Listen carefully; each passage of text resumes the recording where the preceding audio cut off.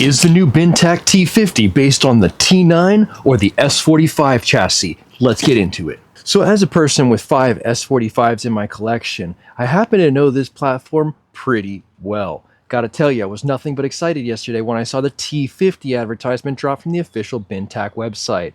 That video's made its way around to all the other vendors, and I kind of see the same thing being repeated on a few different vendors' sites, so it's probably all they have to go on right now. Inside of that, I noticed some things right out of the gate I wanted to share with you guys. As you can see from this T9 in front of you that's fully kitted out with the MACABESPEED.com T9 setup, this is a tactical beast. In addition to being absolutely cool looking and 100% compact for the task at hand, this is a reliable airgun. I do believe this may be the most reliable thing that Bintac has ever brought to the table in a semi-automatic format.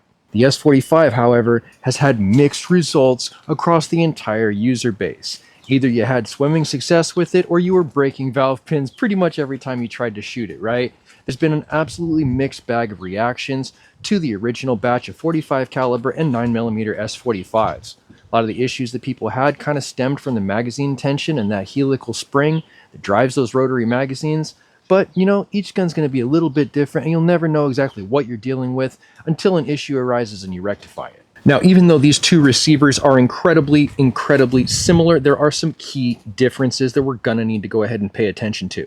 First things first, I did see this telltale bridge-style rail with the locking magwell in the video.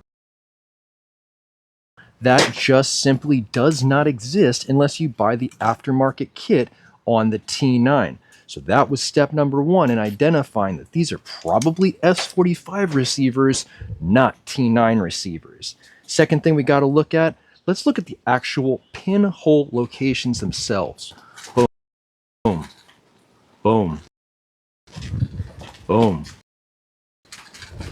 Those pins are going to exactly manifest themselves on the T50 itself in that trailer. Next piece of the puzzle, you got these scallops over the air gauge. Scallops on the air gauge here in the trailer. Even though it does appear to have a different style bolt handle than the original S45, one of the things that we notice right away is it's got the different back buffer than the T9 had with the bolt system on. Absolutely went back to the rear tank system that's found on the S45. Also, I did not see an ambidextrous charging handle in the trailer. So these are all things 100% that's leading me to believe that this is an S45 receiver with a 50 caliber bolt and barrel. Now, what about the downward facing tank that we see on the T9 and we also see showcased in that trailer? Well, I think they're going to go ahead and use this guy. Right? A port exists. It's not like they had to do any major math. The ports exist. The pinholes line up. The casting marks are all identical and significantly different than what we're seeing on the T9. That makes me think, did they do anything different as far as the valve pin and internals? I don't know, right? I'm definitely buying one of these things. I'm definitely buying a T50 simply for the fact of having the new cool stuff to be able to show you guys in the airgun world. But inside of that, I'm going to be extremely disappointed with it if, and only if, they haven't remediated the issue of the valve pin breakages that we saw with the S45. If that valve pin is the exact same part number in the S45 versus this new T50, we may be in for the same type of reliability issues. Don't want to say that for sure, having never held one in my hand, right? Nobody has this now. So this is all speculative information from a novice at best, right? I have a large following, but I don't have a lot of actual experience building airguns, so I don't know what's going on with it. However, I know what goes on with my S45s, and randomly they can break valve pins. I also really hope that something was done to address that dead trigger issue that a lot of people seem to find when this piece of the puzzle, the safety latch, didn't fully engage behind this door. Now, there's some springs and black magic and alchemy that happens behind this little door that allow the gun to have a hot trigger once everything's reset from shot to shot.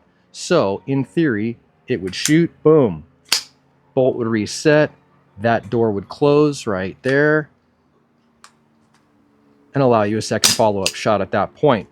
If for any reason this safety system fails to reset, you will have a dead trigger as opposed to a hot trigger.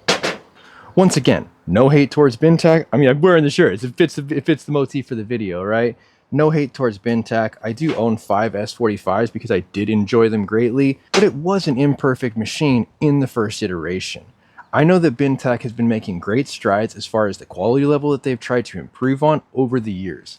The last 36 months, they've pretty much gone from 0 to hero as far as their quality level, turning out the T9 as their most recent semi-automatic offering with great success across the user base. Another big tell has got to be the barrel, guys. It's got a similar moderator, the exact same locking nut style, the exact same shroud style with a less chopped off look, and the final touch, the same locking nut. Having said that, I know they're capable of great quality, and I'm hoping for big things with the T50. If it's anything like the T9, we are in for an absolutely wild ride with the new T50. If it shares more DNA from the S45 as opposed to the T9, well, hopefully AEA and Bintac did their due diligence, listened to the community, and addressed the issues that inherently existed in that platform.